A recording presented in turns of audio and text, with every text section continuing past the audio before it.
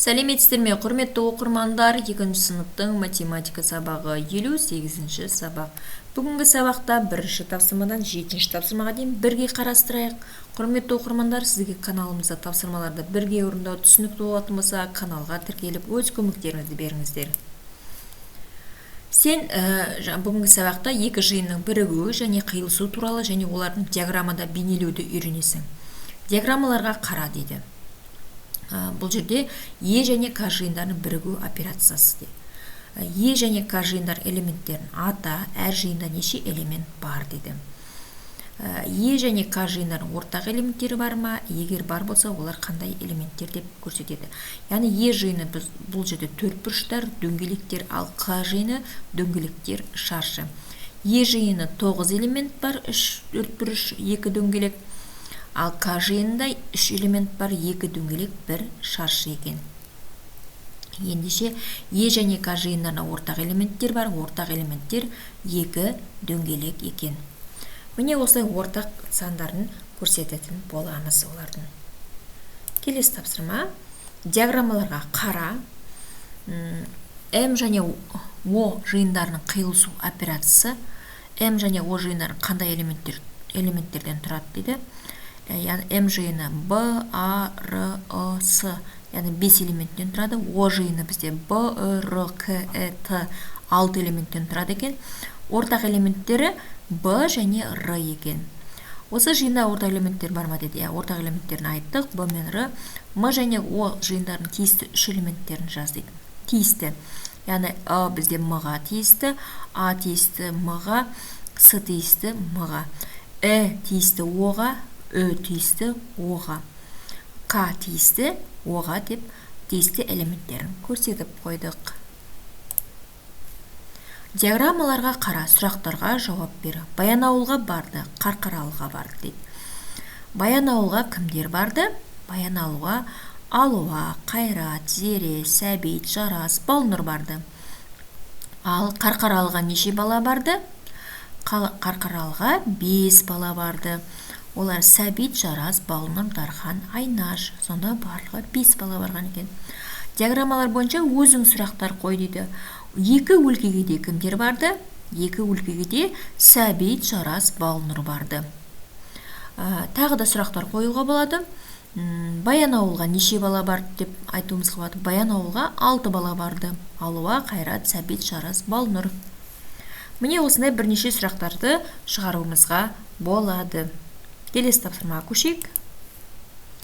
Диаграммаларға қара, осы жиындардың бірігуін және қиылысуына тиісті сандарды ата дейді. Диаграммалар бойынша өзің сұрақтар қой дейді. Берілген жиындар элемент атауларын салыстыр, осы жиындардың бірігуі және қиылысуы диаграммаларын құру дейді. Бұл екінші ә бөлігіндегі тапсырма.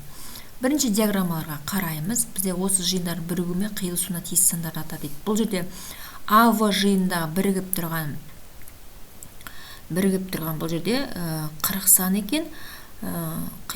Және Аға тиісті сандар бізде 30, 40, 50. Ал В-ға тиісті 16, 40, 57. Яғни екеуінің қиылысуындағы сандар олар 40 екен. Ал екіншінде де бізде сандардың А мен В-ның қиылысуындағы сандарды, бірігуіндегі сандарды көріп тұрмыз. Келесі бізде таулар жиыны мен көлдер жиынын құрастырайық. Кәне бұл жердегі таулар жиынына Қаратау, Зеренді, Мұғалжар дедік. Көлдер жиынына Зайсан, Зеренді, Балқаш дедік. Ал екеуіне де жататын атау бұл Зеренді. Яғни Зеренді деген тауда бар және көлде бар екен. Сондықтан екі атауға да ие болып тұр екен. Келесі тапсырма бізде теңдеу берілген екен. Теңдеулерді шеш дейді. 60 пен x-тің айырмасы 24-ке тең. Бұл жерде белгілі сан x-ті табу үшін 60 пен 24-ті азайтатын боламыз. X тең 36-ға. 60 пен 36-ның айырмасы 24-ке тең. 24 тең 24 деп көрсететін боламыз. Келесі теңдеуде x пен 15-тің қосындысына 82-ге тең. Бұл жерде белгілі сан x-ті табу үшін 82-ден 15-ті азайтамыз. 82 мен 15-тің айырмасы 67-ге тең. 67 мен 15-тің қосындысы 82-ге тең деп көрсетеміз. 82 тең 82 деп көрсетіп қоямыз.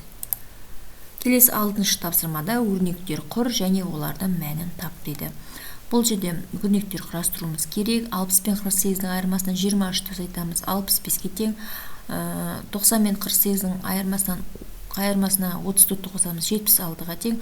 63 пен 48-дің айырмасынан 23-ті қосамыз, 38-ге тең.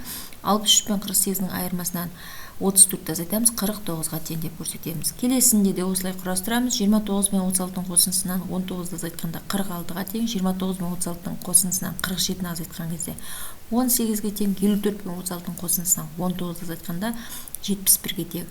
54 пен 36-ның қосындысынан 47-ні азайтқан кезде 43-ке тең болып шықты. Келесі тапсырма бізде қосу сөзіндегі алды азайту сөзіндегі әртүрлі азайтудың әріптердің жиындары. Осы әріптердің бірігу мен қиылысу диаграммаларын құр дейді. Бұл жерде қиылысу, бұл жерде у бізде қиылысып тұрған, қ, о, с ол у, с-ның жиыны, д-ның жиындары а, з, а, и, т, у. Ал келесінде де солай, с және д бұл жерде бірігуі, қ, жаңа о, с, у, с жиынына жатады, а, з, а, и, т ол д жиынына жатып тұр. Қиылысуында сонда у әрпі, екеуінде де ортақ у әрпі бар екен. Құрметті оқырмандар, бүгінгі сабақта екі жиынның бірігуі және қиылысу туралы айттық. Жиындардың бірігуі мен қиылысуына байланысты бірнеше тапсырмалар орындадыңыздар. Сіздерге каналда тапсырмаларды бірге орындау түсінікті әрі нақты болатын болса, каналға тіркелуді ұмытпаңыздар. Келесі сабақта кездескенше сау болыңыздар.